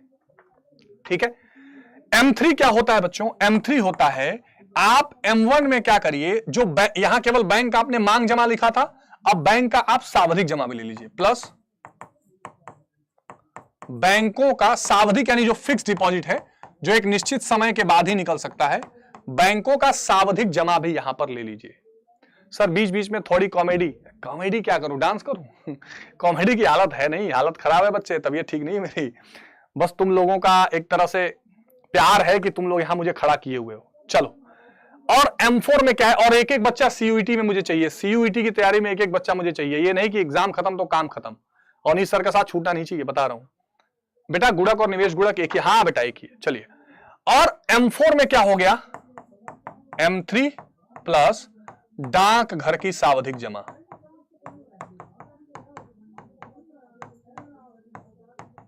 डाकघर की सावधिक जमा इसमें शामिल हो गया। ठीक है, ठीक है। जिसको भी सीयूईटी का बैच या ग्रुप की बात है तो यहां पे आप आ सकते हैं। ठीक है, चलिए, यह मुद्रा आपूर्ति से संबंधित हो गया। ठीक है, यह मुद्रा आपूर्ति से संबंधित हो गया। बात समझ आई बेटा? सीयूईटी एक एग्जाम है जिससे आप क्या करेंगे, जिससे आप कॉलेज में एडमिशन आपको मिलती है, वो आपको देना ही देना है। कीन्स का सिद्धांत आय और रोजगार का सिद्धांत कहलाता है। उन्होंने कहा कि भैया अर्थव्यवस्था में जो है सरकार को हस्तक्षेप करना पड़ेगा। साख मुद्रा क्या बेटा? सर जी बहुत मुझे तो इंग्लिश मीडियम से करना है। हाँ तो ठीक है सर, आप बहुत अच्छा पढ़ाते हैं, 50% डाउन किलो, थैंक यू बेटा। ठीक है, गेट वेल सीन। हिस्ट्री की क्लास बेटा, हिस्ट्री क्लास ओली सर जरूर लेंगे। ठीक है, चलिए, ठीक है, ठीक है, ठीक है। एफडी यानी फिक्स डिपॉजिट होता है। एफडी यानी फिक्स डिपॉजिट को कहते हैं, उसको फिक्स डिपॉजिट कहते हैं बेटा। ठीक है, उसको फिक्स डिपॉजिट कहते हैं। ठीक है, तो सारे मैंने आपको कर बता दिए। अच्छा, यहां पर कुल उपयोगिता और सीमांत उपयोगिता का संबंध भी देख लीजिए। कुल उपयोगिता जिसको टोटल यूटिलिटी कहते हैं, और सीमांत उपयोगिता, अगर इन दोनों का संबंध आप देखेंगे तो आपको ये ग्राफ बनाना पड़ेगा। ठीक है, ये है कुल उपयोगिता टोटल यूटिलिटी और ये है सीमांत उपयोगिता यानी कि मार्जिनल यूटिलिटी। अब इनका अगर आप संबंध देखेंगे, ये क्वांटिटी है, ये इस दोनों पे टीयू एमयू लिखा गया है, इसका संबंध आप इस ग्राफ से बता सकते हैं। यानी प्रारंभ में कुल उपयोगिता सीमांत उपयोगिता के बराबर होगी। ठीक है, प्रारंभ में TU is equal to MU होगा, फिर टीयू बढ़ेगा, एमयू घटेगा, लेकिन एमयू पॉजिटिव रहेगा यानी कि धनात्मक रहेगा। सर जी मैं याद आया आपको हाँ बिल्कुल सौरभ कुमार। उसके बाद जब टीयू अधिकतम होगा, अक्सर ये सवाल पूछा जाता है, जब टीयू अधिकतम होगा। अच्छा मजे की बात बताऊं, ये टीयू एमयू के लिए भी है और ये टीआर एमआर के लिए भी है। सीमांत आगम और कुल आगम में भी यही संबंध सेम आप बना सकते हैं। सेम संबंध सीमांत आगम और कुल आगम में भी आप बना सकते हैं। सीमांत आगम और कुल आगम में भी सेम संबंध आप बना सकते हैं। टीयू अधिकतम होगा, ठीक है, तो एमयू शून्य होगा, एमयू 0 होगा। ठीक है, जब टीयू गिरेगा तो एमयू ऋणात्मक या निगेटिव होगा। नहीं बेटा मैं नहीं करा रहा हूं। ठीक है, एमयू ऋणात्मक होगा। बात समझ में आ गई? ये संबंध भी आप लोग ध्यान रखिएगा। ठीक है, स्टॉक और प्रवाह, देखो स्टॉक और प्रवाह में क्या अंतर है। स्टॉक जो है वो एक निश्चित समय की बात होती है। एक निश्चित समय पर कोई वस्तु कितनी मौजूद है वो स्टॉक है। जैसे एक नदी, जैसे एक टैंक है, इस टैंक में जो पानी है वो स्टॉक है। और प्रवाह क्या होती है? एक पीरियड ऑफ टाइम, एक समय अंतराल में जो चीजें घटती हैं वो प्रवाह। जैसे नदी का पानी बह रहा है, टोटी से पानी गिर रहा है। प्रवाह क्या होती है? एक समय अंतराल के भीतर, समय अंतराल के भीतर, ठीक है, जिसमें जैसे नदी का प्रवाह एक समय अंतराल के भीतर जो निकलता है उसे हम लोग क्या बोलते हैं? प्रवाह कहते हैं। उसे हम लोग क्या कहते हैं? प्रवाह कहते हैं। ठीक है, हाँ हेलो हाँ सर, नमस्ते। मैं आरती से बोल रहा हूँ सर, आदर्श। हाँ मैंने सर आपकी क्लास देखी थी अभी इकोनॉमिक्स की। हाँ, तो चल तो रही है क्लास। अच्छा, तो मैं सर आपको क्लास कितने बजे खत्म होगी, मैं आपसे कब बात कर सकता हूँ? कल सुबह 10 बजे। ठीक है, चलिए, तो ये स्टॉक और प्रवाह ये आपको दिखाई दे रहा होगा। चलिए अब इसमें अरे सब मार्क्स आ जाएंगे, चिंता मत करो, यूपीएससी के लिए बेस्ट चैनल। हाँ, अब एक काम करो, ठीक है, अब देखो सुबह 5 बजे आप लोगों को जरूर आ जाना है। भुगतान संतुलन की मदें बता चुका हूं, दृश्य मदें, अदृश्य मदें, एक पक्षीय भुगतान और साथ में पूंजी अंतरण, ये 4 मदें हैं। उद्योग के संतुलन है, उत्पादक के संतुलन। देखो उत्पादक संतुलन जो है, उत्पादक संतुलन जो है बच्चों, ये 2 तरीके का है। एक एमआर और एमसी से होता है। इसमें क्या होता है? जब ये मार्जिनल रेवेन्यू एमआर जो है एमसी इसके बराबर हो और नीचे से काटे, यहां पर संतुलन होगा। ठीक है, ये सारा लाभ होगा। यहां पर क्या है? ये अधिकतम लाभ का बिंदु है। देखो, एक उत्पादक या उद्योग जो है तब लाभ में होता है, तब संतुलन में होता है जब उसे अधिकतम लाभ मिले। ये एमआरएमसी अप्रोच से होता है। एक होता है टीआर और टीसी के अप्रोच से। लाभ में क्या होता है, कुल लागत और कुल आगम का क्या अंतर है। मान लो लागत लगी 100 रुपया, आगम हुआ 200, तो 100 रुपए का प्रॉफिट है। पेंसिल से बनाएंगे ग्राफ, पेंसिल से, तो एक्स और वाई, तो ये आपका कुल लागत है, ठीक है, और ये आपका कुल रेवेन्यू है। तो ये जहां ये टोटल कॉस्ट और टोटल रेवेन्यू, जहां पर ये अंतर अधिकतम होगा, ये ए बी जो है, जहां पर लागत और आगम का अंतर अधिकतम है, यहां पर संतुलन माना जाता है। ये दो तरीके से संतुलन दिखाया जाता है, ध्यान रखना, दो तरीके से संतुलन को दिखाया जाता है। पुराने बच्चों को नहीं, केशव काशी क्यों इग्नोर करूंगा सर, इकोनॉमिक्स का केंद्रीय समस्याएं बता दीजिए। आदित्य बता रहा हूं, अर्थशास्त्र की केंद्रीय समस्याएं बता रहा हूं। हाँ बता रहा हूं। नहीं केशव, ऐसा कुछ नहीं बेटा, ऐसा बिल्कुल नहीं है। मैं जिसका पढ़ पा रहा हूं उसका आंसर दे दे रहा हूं, ठीक है। अर्थव्यवस्था की केंद्रीय समस्याएं, और देखो मैं कल से क्लासेस चला रहा हूं, तो बहुत चीजें मैं कल से कवर कर चुका हूं। ये मत सोचना कि यही एक वीडियो जिसमें सब कवर किया गया है, काफी चीजें कल से कवर हो रही हैं। तो अर्थव्यवस्था की केंद्रीय समस्या, अर्थव्यवस्था की केंद्रीय समस्या, तो अर्थव्यवस्था की 3 केंद्रीय समस्याएं हैं, ठीक है। पहला है क्या उत्पादन करें, क्या उत्पादन करें, इसमें यह भी होता है कितना उत्पादन करें, है ना। इसका मतलब होता है कि हम उपभोक्ता वस्तु उत्पादन करें, यानी हम उपभोक्ता वस्तु उत्पादन करें, या हम पूंजीगत वस्तु का उत्पादन करें। हम उपभोक्ता वस्तु का उत्पादन करें या हम पूंजीगत वस्तु का उत्पादन करें, ये क्या उत्पादन होता है, ठीक है, ये क्या उत्पादन होता है। इसमें लॉगिन था, लॉगिन कर लिया, गज्जू लॉगिन कर गया था, ठीक है, आगे से चौंक गया, उसको कौन ले लिया, ठीक है। दूसरा है बच्चों, एक तो हो गया क्या उत्पादन करें, दूसरा हो गया कैसे उत्पादन करें। यहां टेक्निक ऑफ प्रोडक्शन की बात होती है, यानी हम क्या करें, श्रम आधारित उत्पादन करें या पूंजी आधारित उत्पादन करें। अब दिक्कत यह होती है कि भैया अगर लेबर ज्यादा लगाएंगे तो फिर गुणवत्ता कम हो जाएगी, और पूंजी ज्यादा लगाएंगे तो रोजगार चला जाएगा। तो यह केंद्रीय समस्या है। और तीसरा जो होता है किसके लिए, किसके लिए, ठीक है, यानी इसमें वितरण की समस्या रहती है, वितरण की समस्या रहती है, ठीक है, वितरण की समस्या रहती है, हाँ ठीक है। साख निर्माण, साख निर्माण का एक लाइन याद रखना एग्जाम में, अगर आ जाएगा क्रेडिट क्रिएशन, साख निर्माण, इसका मतलब ये लिख लेना पैसे से पैसा बनाना, ठीक है, जादू, पैसे से पैसा बनाना, ठीक है। ये कौन करता है बच्चों, ये करती है वाणिज्यिक या व्यापारिक बैंक, कमर्शियल बैंक, ठीक है। ये क्या करेगी, ये क्या करेगी, जो प्राथमिक जमा होगा, जो पैसा लेके बैंक में जाएंगे, उससे कई लोन अकाउंट्स खोल के कई लोगों को पैसा वितरित करेगी और दोबारा बैंक में जमा करेगी, ठीक बात। इसको साख निर्माण कहते हैं। सर आपसे थोड़ा आपको आराम करवाऊंगा सर, मैं पानी भी पी लूं। ठीक है, बिल्कुल सर को 2 मिनट पानी पीने का भी समय दें, क्योंकि उनकी तबीयत बिल्कुल खराब है भाई लोग, है ना। एक चीज सुनिएगा बच्चा लोग, ठीक है, यहाँ आप लोगों को, ठीक है, अवनी सर को थोड़ा पानी के लिए भेज दिया गया है। एक चीज बताऊं बच्चों आप लोगों को कि आप लोग 2 मार्च को इंग्लिश का पेपर दे देंगे, ठीक है। आप लोगों का अंग्रेजी का पेपर हो जाएगा भाई 2 मार्च को, और 2 मार्च की 5 बजे से ही हम लोग चालू कर देंगे हमारी तैयारी।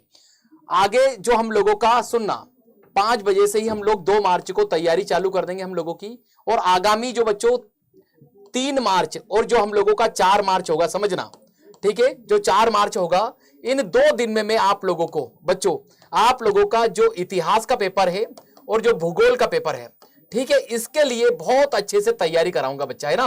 तो बहुत अच्छे से हम लोग क्या करेंगे, इन दोनों को कंप्लीट करेंगे। तो आप लोगों को 2 मार्च से शाम से 5 बजे से ही मुझसे जुड़ जाना है इस चैनल से, ठीक है। तो जितने भी बच्चे बाद में अवनी सर की क्लास को रिकॉर्डिंग देखे हैं जैसा भी, तो आप लोग यहां पर, ठीक है, 2 मार्च से ही जब आप लोगों का अंग्रेजी का पेपर हो जाएगा, देखो अब मैं आप लोगों को नहीं मिलूंगा भाई, क्योंकि कल से आप लोग अंग्रेजी के पेपर की तैयारी चालू कर दोगे, ठीक है।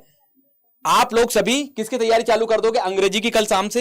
अब 2 दिन आप लोग अच्छे से अंग्रेजी पढ़िए, लेकिन 2 तारीख की शाम से बेटा, और आप लोग खुद एहसास करोगे बेटा कि मैंने बहुत अच्छा आप लोगों के लिए प्लान बना रखा है। मैं इसके लिए एक छोटी सी 20 से 25 मिनट की वीडियो डालूंगा, जो आप लोगों को प्रीमियर में आती हुई दिखाई देगी, जिसमें आप लोगों को मैं पूरी तरीके से समझाता हुआ दिखाई दूंगा कि मैं कब इतिहास के सेशन लूंगा, कब भूगोल के, पहले से ही आप लोगों को पता चल जाएंगे, है ना बच्चे। तो चलिए, हाँ प्रेम बेटा सर जियोग्राफी पढ़ाते हो, हाँ बेटा प्रेम प्रजापत भाई मैं ही पढ़ाता हूं, है ना जियो, ठीक है। चलिए हाँ प्रभात, ओके मेरे बेटे, ओके ओके ओके, ठीक है चलिए। बस अवनी सर आ ही रहे हैं ना, थोड़ा पानी उनको मैंने कहा कि रेस्ट दे दें। ठीक है, तो सुनना, आप लोग सभी तैयार रहना भाई, है ना। और 5 मार्च तक, 5 मार्च को आप जियो देकर आओगे। ठीक है, 5 मार्च को जियो का पेपर हो जाएगा, बढ़िया जाएगा, अली सर का वादा है। फिर 6 मार्च को हम इतिहास को भी फोड़ के आएंगे बढ़िया से। तो आगे के जो 4 दिन होंगे यहां से आप लोगों को अली सर को झेलना होगा। अरे किसको झेलना होगा? हाँ झेलना ही तो कहूंगा भाई। तो अच्छे से अपने दोस्त यार सभी को बुला के लेके आइएगा। ठीक है, निर्मल बोल रहे हैं सर मैं पढ़ाई करने के आया था, अब लड़की गंदी बात है। ठीक है, ये ऐसी जीवन में जितनी भी चीजें हैं सब भिखमंगा बनाती भाई जीवन में। ये लड़का लड़की ये सब फालतू की बातें भाई। जब हम ब्रह्मचर्य के जीवन में हो तो हम उसका पालन करें, मतलब पढ़ाई को करें बढ़िया से। ठीक है, चलिए अवनी सर आ गए हैं। अवनी सर मैंने इनको सारी प्लानिंग भी बता दी है मेरी। ठीक है, जब तक एक मेरा सेशन बीच में लगा हुआ है, तो मैं 10-15 मिनट लूंगा। तो आपका स्टेप बाय स्टेप है वो 9:45 पे लगाया उन्होंने। हाँ हाँ, वो मैं 15 मिनट में खत्म कर दूंगा, फिर आप ले लेना। हाँ हाँ, ठीक है, तो बच्चों ठीक है, अब यार देखो बहुत कुछ मैंने करा दिया। अब MCQ सुबह 5 बजे आप लोगों को मैं कराऊंगा। आगे बात समझ में? और अली सर ने जो कहा है उसे सुन के भूल के फिर याद कर लेना। भाई देखो बहुत धांसू तैयारी हो जाएगी, भूगोल की, इतिहास की, सब बढ़िया से तैयार हो जाएगा। आ जाना सबके सब। समग्र मांग के अवयव, समग्र मांग में क्या होता है? C + I + G + X - M, यही तो होता है। एग्रीगेट डिमांड को क्या बोलते हैं? Aggregate expenditure. इसमें क्या होता है? कंजम्पशन यानी उपभोग का व्यय, I यानी निवेश का व्यय, G यानी सरकार का व्यय, और लास्ट में क्या होता है? X - M यानी शुद्ध निर्यात। इसको हम लोग क्या बोलते हैं? समग्र मांग कहते हैं। ये एग्रीगेट एक्सपेंडिचर यानी कि समग्र व्यय के बराबर होता है। और ये C + I भी शॉर्ट में इसको लिखते हैं। यही समग्र मांग है। समग्र पूर्ति एग्रीगेट सप्लाई होता है, इसको C + S बोलते हैं, यानी कंजम्पशन और सेविंग को मिला के होता है। और ये I यानी Y के बराबर होती है। तो जहां पर एग्रीगेट डिमांड एग्रीगेट सप्लाई के बराबर हो जाएगी। ग्राफ कैसे दिखा दोगे? ऐसे। ठीक है, ग्राफ कैसे दिखा दोगे? ऐसे दिखा दोगे प्रभावी मांग के लिए। ये एग्रीगेट सप्लाई और ये जुड़ गया इसमें एग्रीगेट डिमांड। ये 45 डिग्री पर बनेगी एग्रीगेट सप्लाई। ठीक है, और जहां पर दोनों मिल जाए वो क्या हो जाएगा? संतुलन का बिंदु हो जाएगा। ठीक है, बस इतनी कहानी और कुछ नहीं है। हाँ 10-15 मिनट रुकिए। देखिए गिफिन वस्तु क्या है? गिफिन वस्तु घटिया वस्तुओं को बोलते हैं। आय बढ़ने के साथ जिनकी मांग न बढ़े वो गिफिन वस्तु या घटिया वस्तु कहलाती है। और वहां मांग का नियम लागू नहीं होता, इसीलिए इसे गिफिन का विरोधाभास कहते हैं। गिफिन वस्तुओं किसको कहते हैं? घटिया वस्तु को बोलते हैं। ये बार बार। हाँ बेटा। हाँ बेटा अभी मैं क्लास ले रहा हूं इसीलिए नहीं उठा रहा हूं, समझना चाहिए ना बेटा, मैं करता हूं अभी। इस बार कॉल कर दिया, ठीक बात है। तो गिफिन वस्तु वो है जो क्या करें? जिनकी आय के साथ मांग ना बढ़े। सर भूगोल भूगोल तो अभी पढ़ाते हैं, अली सर पढ़ाएंगे भूगोल, बेहतरीन। मुद्रा की विशेषता क्या है? मुद्रा की विशेषता वो है जो विनिमय का माध्यम बने। मुद्रा का कार्य याद रखना, क्या? विनिमय का माध्यम, मूल्य का मापन।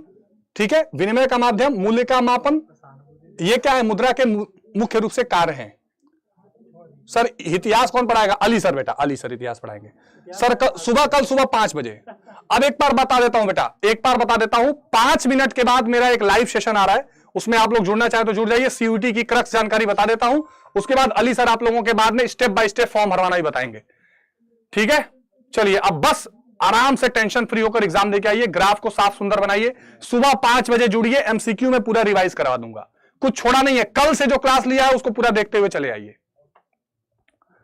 अरे शाख मुद्रा बेटा क्रेडिट मनी को बोलते हैं। जैसे क्रेडिट कार्ड होता है ना, कि आप आज जो है कोई चीज ले लीजिए, कुछ दिन बाद भावी भुगतान पेमेंट उसका भविष्य में हो जाएगा, ये शाख मुद्रा है। ये प्लास्टिक मनी आने के बाद और इस्तेमाल होना शुरू हुआ है। ठीक है, चलिए। विनिमय दर, जिस दर पर एक देश की मुद्रा दूसरे से विनिमय की जाती है, उसके दो प्रकार हैं। स्थिर विनिमय दर में सरकार तय कर देगी, तृतीय में मांग और पूर्ति से तय हो जाएगी।